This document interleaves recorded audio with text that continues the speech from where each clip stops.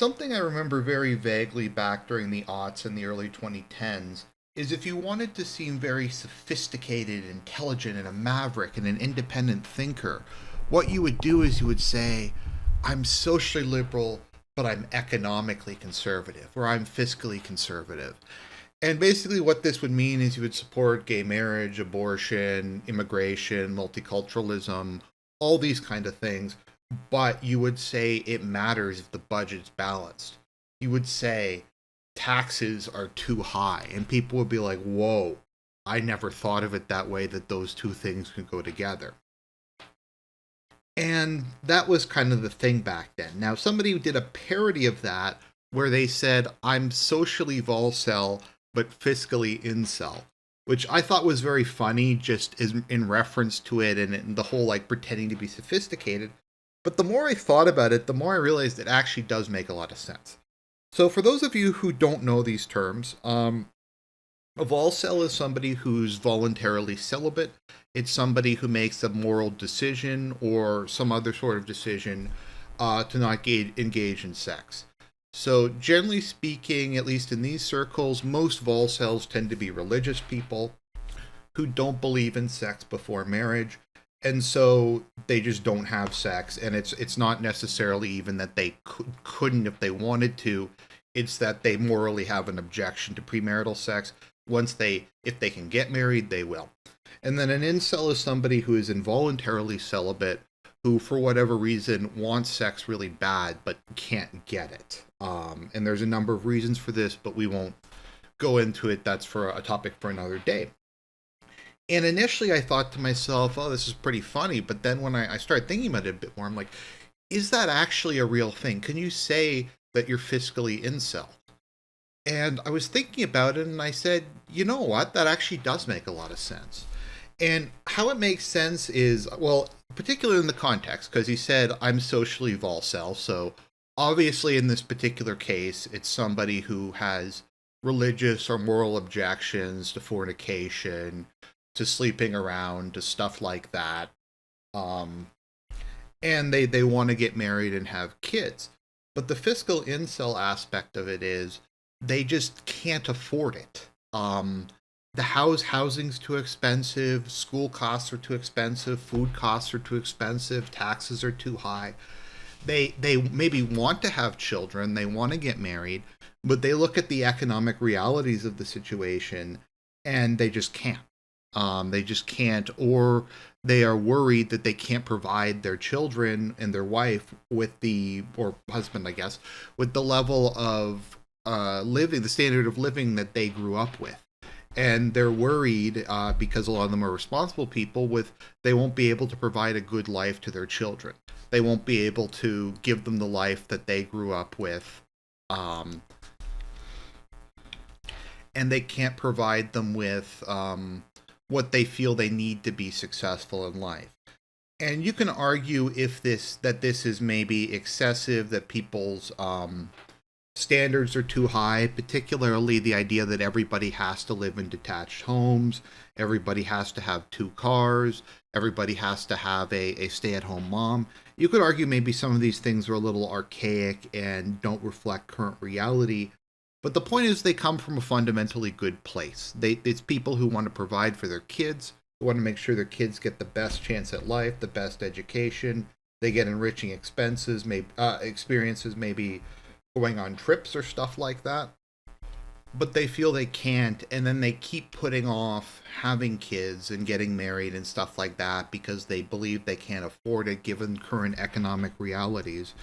And it's made worse. It's also been very bad since the financial crisis, because the financial crisis saw the elimination of a lot of entry level work. It saw the reduction in the kind of the career where you go to the one company and you stay there your whole life and there's a pension and stuff like that, and you have job security. And now we have the gig based economy where you never know like when your next meal's coming if you're not a fortunate person to have steady work.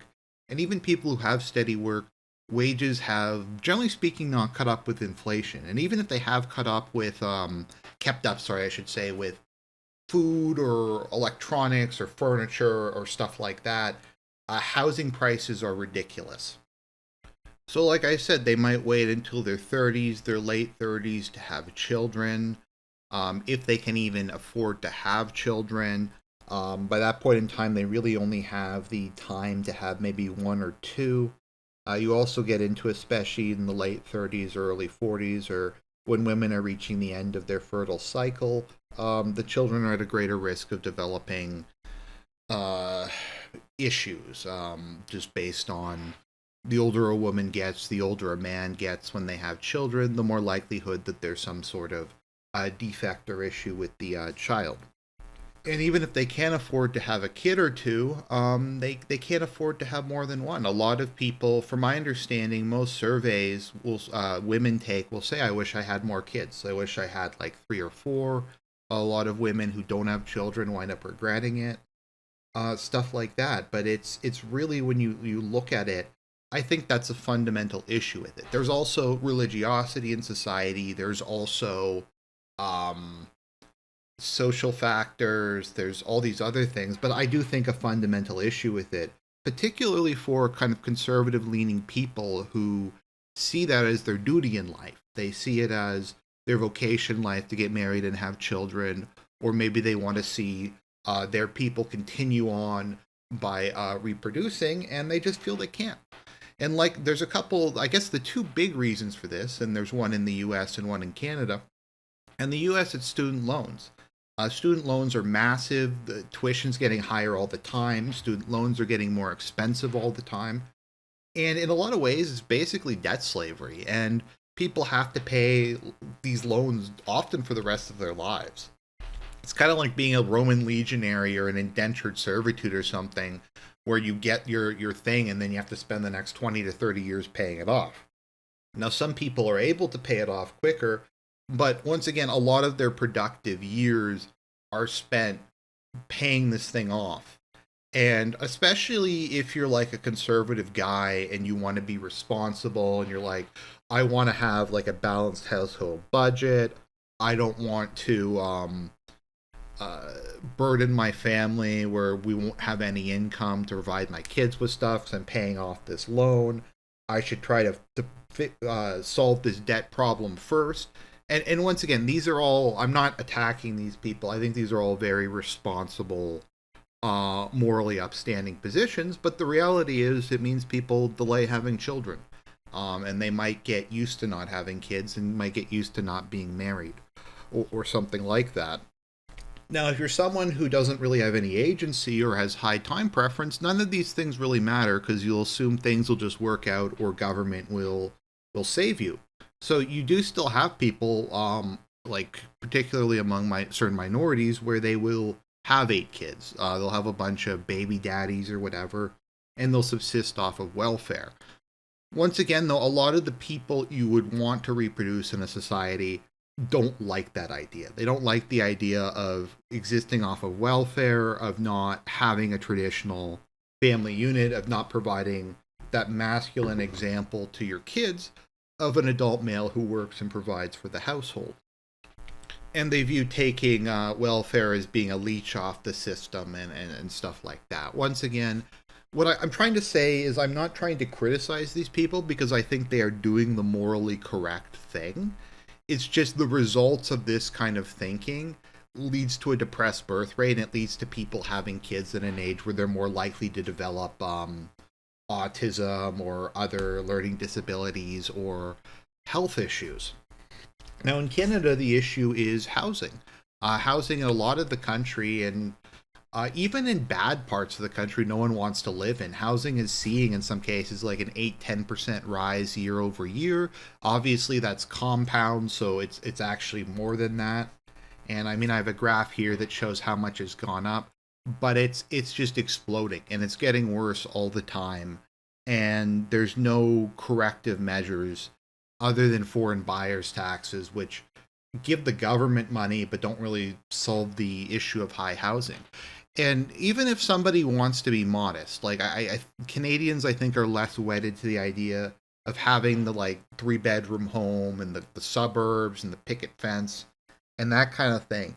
Even if you just want like a small 1 floor home in a neighborhood or a condo or something like that, it's becoming increasingly unaffordable, particularly if you want it for more than one person and you want your kid to have their own bedroom or something like that. That may just not really be possible anymore for a lot of people without taking on a crippling amount of debt that they'll spend the rest of their natural lives repaying. And the interest on the debt, and it basically just kind of becomes a form of debt slavery for a lot of them. So a lot of people, like I said, are faced with the and once sorry, going back to the education in the U.S. The reality is for a lot of jobs, not all, particularly in the trades and stuff like that, but for a lot of jobs, you do need a university degree. You may even need a graduate degree if you want to work some sort of white collar job or something like that. You do hear that everyone should just go into STEM, but that's not really an answer because if STEM gets flooded by people, then wages are going to get depressed there. If we suddenly have a bunch more electricians or plumbers, that the rule of supply and demand, if there's more supply and the demand is unchanged, then the price is going to go down. I'm sure it would still be a decent living. Also, not everybody has the natural aptitude for this. So they just see it's unavoidable. It's like you could say, well, maybe you just don't take out the student loans and then you can get married. But then you start to look at it and you go, well, then I just have to try to support my kid on a McDonald's salary. And once again, a lot of people just don't want to do that for a variety of reasons. So this leads into the whole. There's this attitude towards not even NEETs, but just young males in general, where people go on about, oh, they just play video games all day and they spend their money on booze and weed and avocado toast and like name brand stuff. And there's this attempt to kind of portray a lot of people in the millennial or Gen Z age group as being like hedonistic, unserious people who don't want to be adults. They don't want to get a serious adult house, as what Dark Side Phil calls it. And there is definitely an aspect of that. There is definitely an aspect of delayed adulthood. There's the self-esteem generation. There's these all these kind of things. But at a certain level, there's only so much you can blame people for their behavior. And you have to also say, what are the factors that are contributing to this? I think one factor that contributes to it is somebody who makes, I don't know, 70 to $100,000 a year, depending on where you live, obviously. I'm going in Canadian dollars. They might be able to afford to rent a one bedroom apartment. Like if you live in Toronto, it's like $2,000 a month at least to rent a one bedroom apartment. And that's not taking into account like hyperinflation when it comes to food and things like that. So they might be able to afford a one bedroom apartment. They might even be able to afford a condo if they take out a massive mortgage. But they don't have enough money after that to support a family. Probably even if their wife works, they're still going to struggle to do it. And so what will happen is they'll have slightly more than the amount that one person needs to subsist. So they're able to live a decently comfy life by historical standards with the extra. Like they won't have a ton of extra, but they'll be able to afford video games or fast food or trips or nicer clothes or just kind of stuff like that. Things that are kind of associated with hipsters or upper middle class people because they have a salary that's would have been intended for more than two people a couple decades ago, but is just slightly more than enough for one. So they just kind of wind up getting into that position where they're like, well, I might as well enjoy my extra money. And there's also the issue, additionally, that there's for a lot of people, there's no point in saving because of inflation, because of interest rates, because of a lot of things problems with the stock market. A lot of people just are very worried about investing because we've had so many financial crises. Also, people just don't really know because inflation is the way it is. You can't just put your money in the bank account anymore and wait for it to grow. Like I have my money invested and it just barely is above inflation.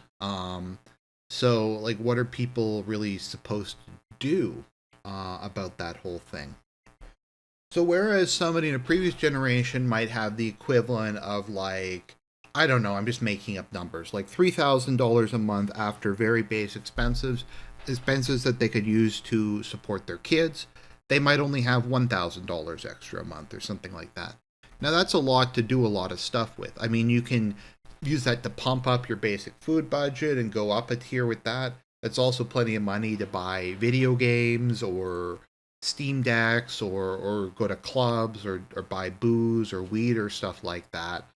Um, and so a lot of them just do that because a lot of them are basically debt slaves. They can't afford to pay off what they're in, but they have a little bit of extra money, so they might as well enjoy it. Now, is a lot of this once again due to mental illness or people who are um, lazy or irresponsible or stuff like that? Yeah, I mean, there's a lot of that. It's definitely the current generation is less mature than some of the generations in the past. But we get back to this whole what I call the natural disaster view of history, the idea that things just happen and there's no cause. So in this case, it's the natural disaster view of history is that millennials are just lazy, they're just stupid, they're just ignorant and uncommitted to the future of civilization. And while that may be part of the case, you also have to see what are the factors that led to this. What if we go back a couple decades or even a couple centuries, what is the historical progress that led to the current situation? And you start to find all kinds of things. Well, obviously you have the decline of religiosity, you have like antinatalism, you have higher tax rates, you have housing prices. There's all kinds of stuff that leads to it. And it's very hard to reverse once that becomes the culture. And even countries like Japan or Russia or Hungary that have been spending a lot of money on natalism. Now, to be fair, a lot of these countries have stabilized their low birth rate. So it's like it's bad, but it's like 1.3 or 1.6 as opposed to like 1 or zero point 0.9. So they're going to have population decline, but it's going to be nowhere near as bad as some countries will be. But it's hard to reverse that because there's a cultural thing, and in a lot of places there's also an immigration thing, and that's one of the big issues. If we go beyond just kind of social factors and go into political factors, the general attitude of most governments, at least in my experience living in Canada, is rather than invest in local human capital, like local medical programs. By local, I mean in Canada, medical programs, trade programs, education, retooling the economy. They would just rather bring in a massive number of people from the third world and just flood the country with them, and that depresses wages. And these people have to live somewhere. And what you're doing is you're having a growth rate that is completely higher than anything that would exist in a state of nature. And housing takes a really long time to build, especially with all the regulations and environmental stuff and zoning. So, what happens when you have a massive continual increase in demand for housing with only a marginal increase in supply? Well, housing prices go up, the price of everything goes up, and wages go down because you have a massive influx of people. And then you have stuff like affirmative action, where they have often a hiring preference over the uh, local or indigenous population. In a lot of cases, they have to be supplied, and that just kind of makes um, the issue exponentially worse. Like, people try to mess around with this issue a lot. Like the example I use is in the mid '90s, Hong Kong was turned back over to China from the British, and Canada had a policy where basically anyone from Hong Kong or most people from Hong Kong who wanted to come to Canada could. And I was watching some back in school. I was watching some clips of these people being interviewed, and a lot of these people were millionaires or fairly wealthy, and they had I'm sure like the universities at Hong Kong, I'm sure are perfectly good. They had engineering degrees or they had business degrees. They were people, there was not that many of them, and they were people who would be economically productive within society. But now it's just kind of, we're just going to flood it with like just random people from the third world, just random people if they have like a medical degree from like Timbuktu University or something. We're just going to let them come here. We're not going to let them do their job that they were theoretically trained for because the standards are lower, but we're going to use the job that they're not allowed to do as a justification for them coming here. And if you look at them, it's overwhelmingly military age males. And we can talk about brain drain some other time, but that has an immense problem too. And it's also just kind of, there's a feeling of ennui or hopelessness among a lot of people where they they just feel their governments hate them. The governments hate them. They want them to be replaced. They want them to be removed. They're no longer required. Governments often will actively take, even if they have tax credits for families and stuff, they will take an anti-natalist line in terms of the rhetoric that the world has too many people. This is often something you see in the green movement, the environmental movement. Meanwhile, they have unlimited open door immigration. So that's more or less where we are. Something governments do to try to deal with this often is to run the printing press or just massively spend. And that also creates all kinds of inflationary pressures and it increases the debt level. And basically, a lot of it is just in a downward spiral. That for a lot of people just makes it harder and harder to fiscally afford it. Well, at the same time, the culture is saying that that's not a good thing. You see all these news articles saying don't have kids, it's bad, stuff like that. The environment, global warming, stuff like that. We need to reduce the population. While at the same time, like I said, so like in Canada, you have that attitude, but they also want 100 million people in Canada by like the end of the century through mass immigration.